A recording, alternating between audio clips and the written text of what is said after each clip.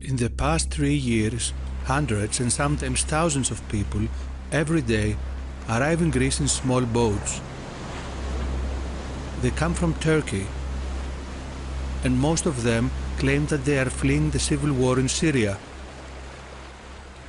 But let's take a closer look into when did this start and who is helping them.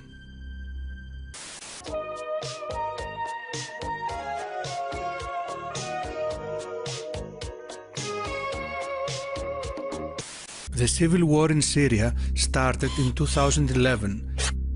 Millions fled the country and sought asylum in neighboring countries, mainly in Lebanon, in Jordan and Turkey.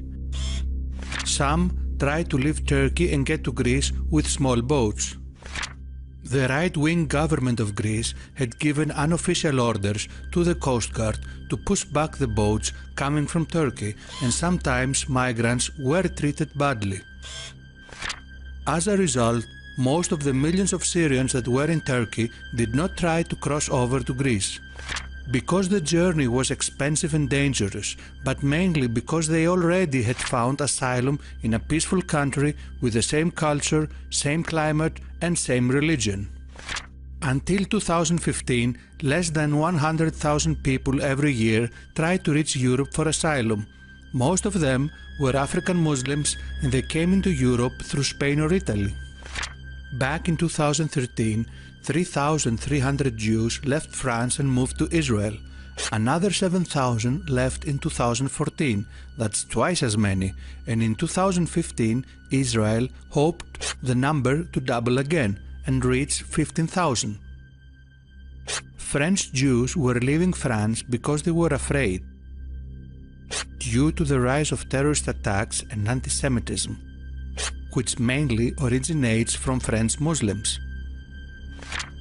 The tipping point for Europe was on January 2015, when a new government was elected in Greece, a radical left socialist government that included many communists, Antifa sympathizers and social justice warriors that support open borders. The next day, the Greek Coast Guard received new orders, and I know that from first hand. The orders were to help the incoming boats to reach the Greek islands, and the Coast Guard had to obey to these orders. As soon as the cold winter was over, which prevented the trip for small boats, and the first boats for 2015 arrived, a surprise was waiting for them. The men of the Coast Guard were friendly now, and on the coast, members of NGOs were waiting for the migrants, providing them dry clothes, food, maps and instructions on how to reach the rich European countries like Germany, France, the United Kingdom and Sweden. The news traveled quickly to Turkey, and every day more boats arrived. Meanwhile, according to Bloomberg, Israel has a demographic problem, and European Jews could help address Israel's demographic challenges if they move to Israel. In September 2015, an Israeli NGO arrives in Lesbos Island in Greece. Their name is IsraAID. Until then, I always thought that Jews and Muslims were enemies, and suddenly I see Israelis arriving in Greece in order to help Muslims come into Europe. This looked really strange, so I looked up into who funds this NGO. In this screenshot from September 2015, we see IsraAID had 44 donors. The vast majority of the donors are Jewish organizations, but one caught my eye.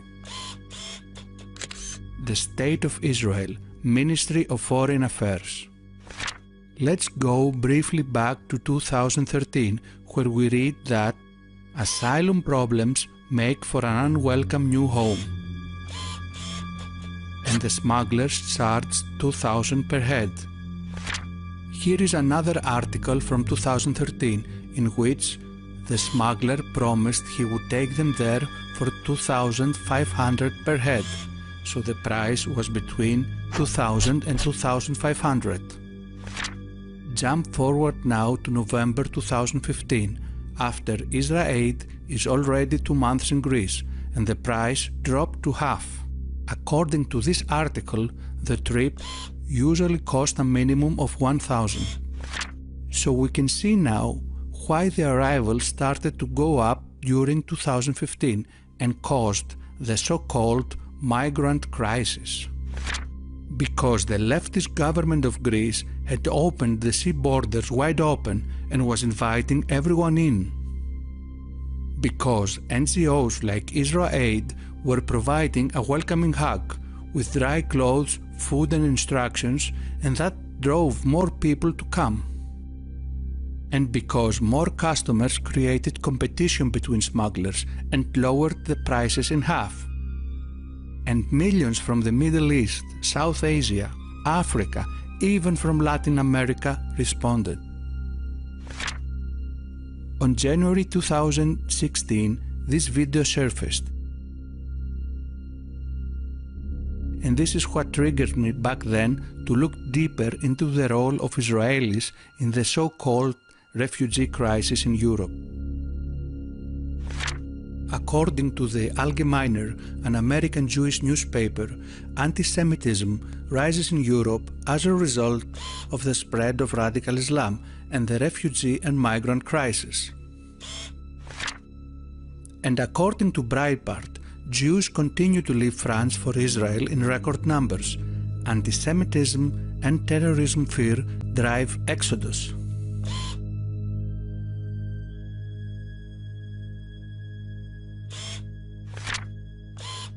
Vox reports that 95% of these attacks are carried out by youths of African and specifically North African origin. In the world today, there are 4.6 million Syrian refugees, along with millions of others fleeing their homes in the war-torn Middle East. Meanwhile, IsraAID continues to operate on Lesbos, helping thousands of Muslims to enter Europe every day. They are so proud of this project that they presented it at the AIPAC conference on March 2016. We protect them, feed them, clothe them, and comfort them.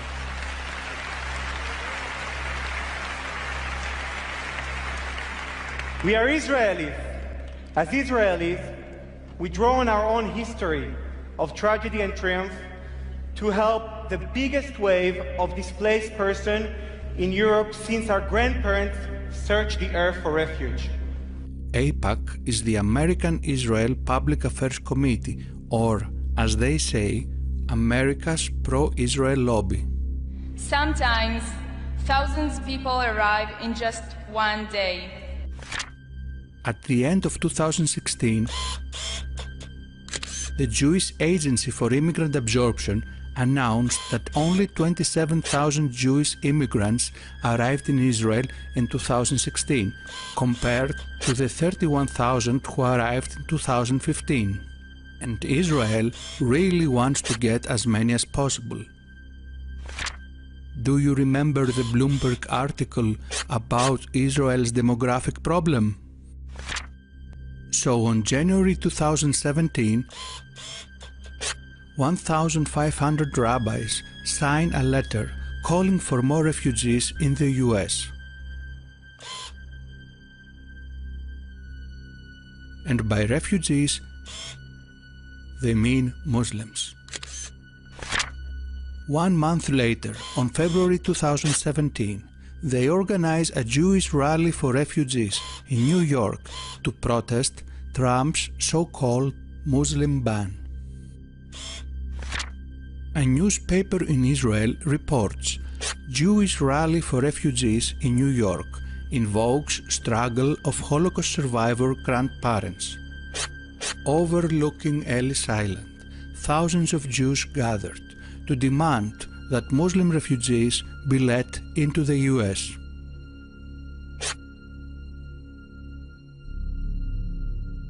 Those same people who sent Jews back to the Third Reich never left, said Representative Keith Ellison. Isn't that the same Keith Ellison that is the deputy chair of the Democratic National Committee?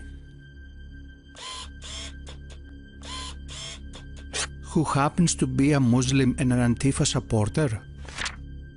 He recently tweeted to Donald Trump a selfie of him holding the Antifa handbook. Let's go quickly back to Israel. Why the world needs open borders more than ever, and why Israelis especially should be fighting for them.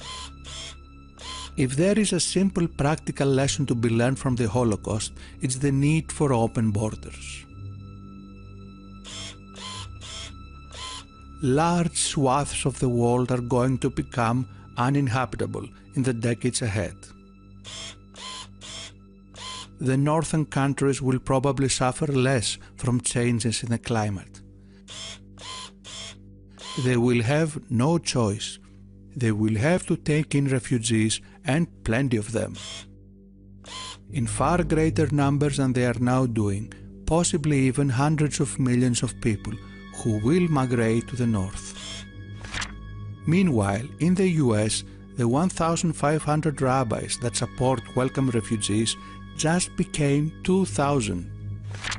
IsraAID is continuing to help Muslims come into Europe through Greece, and 9 Jewish rabbis and 3 Muslim leaders from the US visited Greece to inspect the operations. In this screenshot from June 2017, we see that IsraAID now has 48 donors, 4 more than last time, with the State of Israel, Ministry of Foreign Affairs still included. But 2 months later, on August 2017, we see only 47 IsraAID donors. Only one was deleted, the State of Israel Ministry of Foreign Affairs. Did they really stop supporting IsraAID after so many years? Maybe they just removed the state from the donors page because it was causing suspicions. Meanwhile, the Syrian army claims finding made in Israel weapons in ISIS hideouts. Some conspiracy theorists claim that Israel secretly supports ISIS, but there isn't any solid evidence. The Israeli Air Force attacks weapons facilities of the Syrian army. This attack practically helps ISIS, but this is still not solid evidence. This gets even weirder. Israel's defense minister claimed that ISIS apologized to Israel after opening fire on an Israeli unit. Yalon said, ISIS has since said sorry for the incident. A lot of weird coincidences. Israeli weapons found in ISIS hideouts. Israeli Air Force bombing the Syrian army. ISIS apologizing to Israel. It almost looks as if Israel and ISIS are allies. Meanwhile, Israel threatens with deportation or jail time thousands of African refugees. While another US Jew who went to Greece during summer to volunteer wrote this wonderful article. What I learned in the second largest refugee camp in Greece. Lily Greenberg Cole is a political science student at UC Berkeley and is president of Bears for Israel.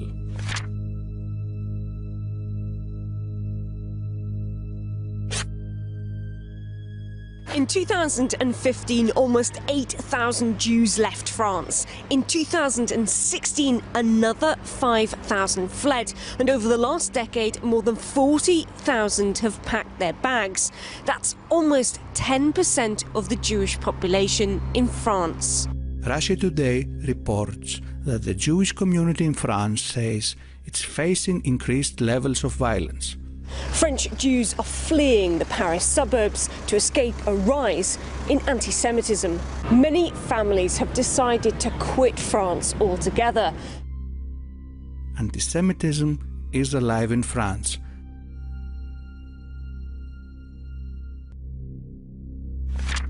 And we finish this report with this news from Israel. Israel will pay $9,000 to any civilian willing to help deport asylum seekers by force. So what did we learn today? First, that the war in Syria started in 2011 while the big refugee crisis in Europe started 4 years later in 2015. That happened mainly for 4 reasons. First reason, the newly elected government opened the sea borders.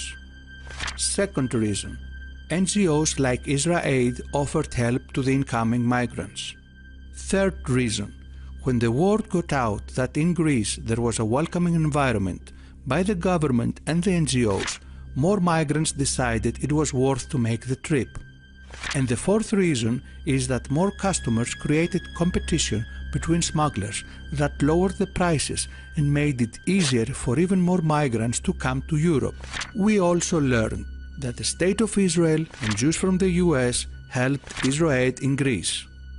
That 2,000 rabbis in the US lobbied for the US to accept more Muslims.